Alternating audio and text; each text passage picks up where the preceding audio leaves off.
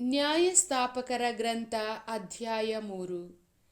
ಕಾನಾನ್ಯರೊಡನೆ ನಡೆದ ಯುದ್ಧಗಳಲ್ಲಿ ಒಂದರಲ್ಲೂ ಪಾಲ್ಗೊಳ್ಳದೇ ಇದ್ದ ಇಸ್ರಾಯೇಲರನ್ನು ಪರೀಕ್ಷಿಸುವುದಕ್ಕೂ ಇಸ್ರಾಯೇಲ್ ಸಂತತಿಯವರಲ್ಲಿ ಯುದ್ಧ ವಿದ್ಯೆ ಅರಿಯದವರಿಗೆ ಅದನ್ನು ಕಲಿಸುವುದಕ್ಕೂ ಸರ್ವೇಶ್ವರ ಆ ನಾಡಿನಲ್ಲೇ ಉಳಿಸಿದ ಅನ್ಯ ಜನಾಂಗದವರು ಇವರು.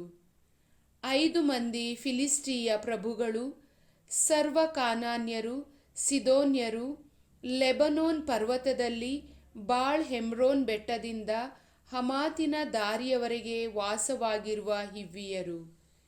ತಾವು ಮೋಶೆಯ ಮೂಲಕ ಇವರ ಪೂರ್ವಜರಿಗೆ ವಿಧಿಸಿದ ಆಜ್ಞೆಗಳನ್ನು ಇಸ್ರಾಯೇಲರು ಕೈಗೊಂಡು ನಡೆಯುವರೋ ಇಲ್ಲವೋ ಎಂಬುದನ್ನು ಪರೀಕ್ಷಿಸಿ ತಿಳಿದುಕೊಳ್ಳುವುದಕ್ಕಾಗಿ ಸರ್ವೇಶ್ವರ ಅವರನ್ನು ಉಳಿಸಿದರು.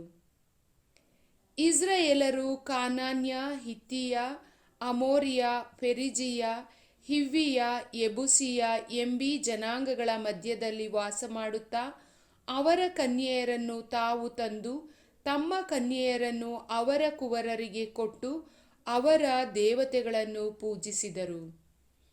ಇಸ್ರಾಯೇಲರು ಬಾಳ್, ಅಶೇರ್ ಎಂಬ ದೇವತೆಗಳನ್ನು ಪೂಜಿಸಿ ತಮ್ಮ ದೇವರಾದ ಸರ್ವೇಶ್ವರನನ್ನು ಮರೆತುಬಿಟ್ಟರು.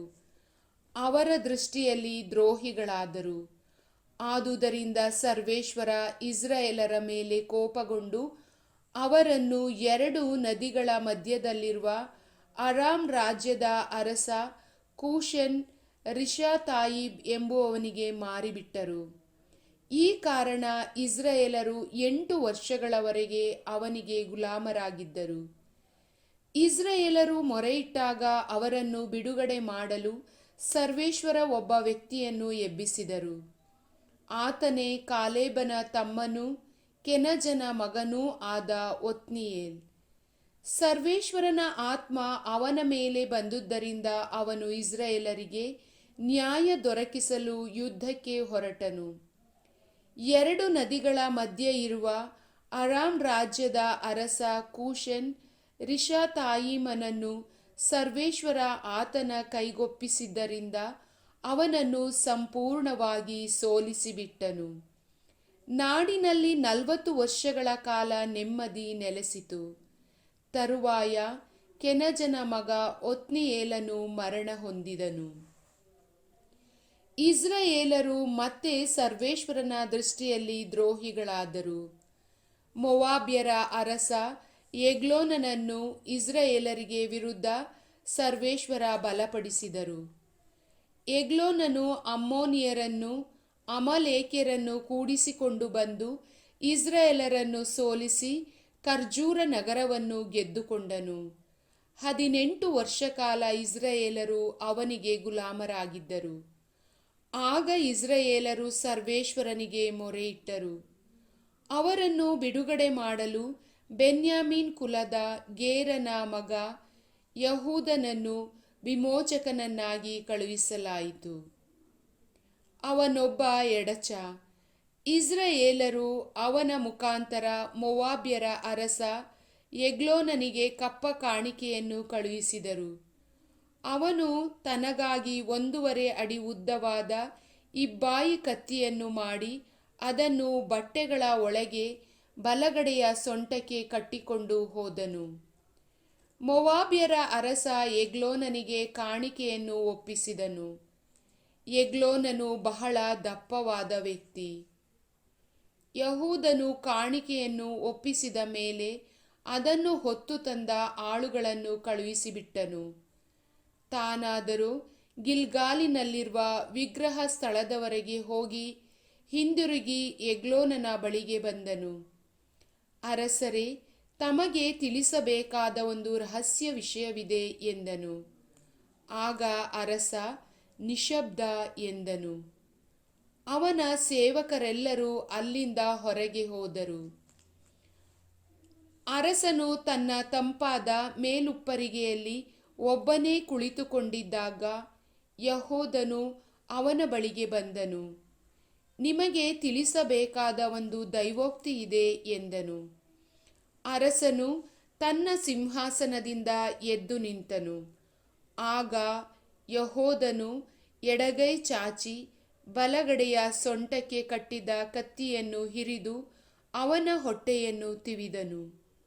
ಆ ಕತ್ತಿ ಹಿಡಿಯ ಸಮೇತ ಹೊಟ್ಟೆಯನ್ನು ಹೊಕ್ಕಿತು. ಯೆಹೂದನು ಕತ್ತಿಯನ್ನು ಹೊರಕ್ಕೆ ತೆಗೆಯಲಿಲ್ಲ. ಬೊಜ್ಜು ಅದನ್ನು ಮುಚ್ಚಿಕೊಂಡಿತು. ಮಲ ಹೊರಗೆ ಬಂದಿತು. ಯೆಹೂದನು ಆ ಮೇಲುಪ್ಪರಿಗೆಯ ಕದವನ್ನು ಮುಚ್ಚಿ ಅಗುಳಿ ಹಾಕಿ ಪಡಸಾಲೆಯ ಮೂಲಕ ಹೊರಟು ಹೋದನು. ತರುವಾಯ ಸೇವಕರು ಅಲ್ಲಿಗೆ ಬಂದು ಬಾಗಿಲಿಗೆ ಅಗುಳಿ ಹಾಕಿರುವುದನ್ನು ಕಂಡು ಅರಸ ತಂಪಾದ ಕೊಠಡಿಗೆ ಸೇರಿದ ಪಾಯಖಾನೆಗೆ ಹೋಗಿರಬೇಕೆಂದು ತಮಗೆ ಬೇಸರವಾಗುವ ತನಕ ಕಾಯುತ್ತಾ ಇದ್ದರು. ಆದರೂ ಅರಸ ಕದಗಳನ್ನು ತೆರೆಯದೇ ಇರುವುದನ್ನು ನೋಡಿ ಬೀಗದ ಕೈಯಿಂದ ತಾವೇ ಬಾಗಿಲು ತೆರೆದರು. ಇಗೋ, ಅವರ ಒಡೆಯ ನೆಲದ ಮೇಲೆ ಸತ್ತು ಬಿದ್ದಿದ್ದನು. ಅವರು ಕಾಯ್ದಿದ್ದ ಸಮಯದಲ್ಲೇ ಯೆಹೂದನು ತಪ್ಪಿಸಿಕೊಂಡು ವಿಗ್ರಹಗಳಿದ್ದ ಸ್ಥಳದಲ್ಲಿ ನದಿ ದಾಟಿ ಸೆಯಿರ ಎಂಬಲ್ಲಿಗೆ ಬಂದು ಎಫ್ರಾಯಿಮ್ ಪರ್ವತ ಪ್ರದೇಶದಲ್ಲಿ ಕಹಳೆಯನ್ನು ಊದಿದನು. ಕೂಡಲೇ ಇಸ್ರಾಯೇಲರು ಅವನ ಬಳಿಗೆ ಬಂದು ಗುಡ್ಡದಿಂದ ಇಳಿದು ಅವನ ಸಂಗಡ ಹೊರಟರು. ಯೆಹೂದನು ಅವರಿಗೆ ನಾಯಕನಾಗಿ, ನನ್ನನ್ನು ಹಿಂಬಾಲಿಸಿ ಬನ್ನಿ, ಸರ್ವೇಶ್ವರ ನಿಮ್ಮ ಶತ್ರುಗಳಾದ ಮೋವಾಬ್ಯರನ್ನು ನಿಮ್ಮ ಕೈಗೊಪ್ಪಿಸಿದ್ದಾರೆ ಎಂದನು. ಅಂತೆಯೇ ಅವರು ಅವನನ್ನು ಹಿಂಬಾಲಿಸಿ ಮೋವಾಬಿಗೆ ಹೋಗುವ ಹಾಯಗಡಗಳನ್ನೆಲ್ಲ ಹಿಡಿದುಕೊಂಡು ಅವುಗಳನ್ನು ದಾಟಗೊಡಲಿಲ್ಲ. ಅಂದು ಅವರು ಸುಮಾರು 10,000 ಮಂದಿ ಪುಷ್ಯ ಹಾಗೂ ಪರಾಕ್ರಮಿಗಳಾದ ಮೋವಾಬ್ಯರನ್ನು ಸದೆಬಡಿದರು. ಒಬ್ಬನೂ ತಪ್ಪಿಸಿಕೊಳ್ಳಲಾಗಲಿಲ್ಲ. ಮೋವಾಬ್ಯರು ಇಸ್ರಾಯೇಲರಿಗೆ ಶರಣಾದರು. ನಾಡಿನಲ್ಲಿ 80 ವರ್ಷ ನೆಮ್ಮದಿ ಇತ್ತು. ಯೆಹೂದನ ಬಳಿಕ ಅನಾತನ ಮಗ ಶಮ್ಗರನು ಮುಂದೆ ಬಂದು ಎತ್ತಿನ ಮುಳ್ಳುಗೋಲಿನಿಂದ 600 ಮಂದಿ ಫಿಲಿಸ್ಟಿಯರನ್ನು ಕೊಂದು ಇಸ್ರಾಯೇಲರನ್ನು ಕಾಪಾಡಿದನು. ಪ್ರಭುವಿನ ವಾಕ್ಯ.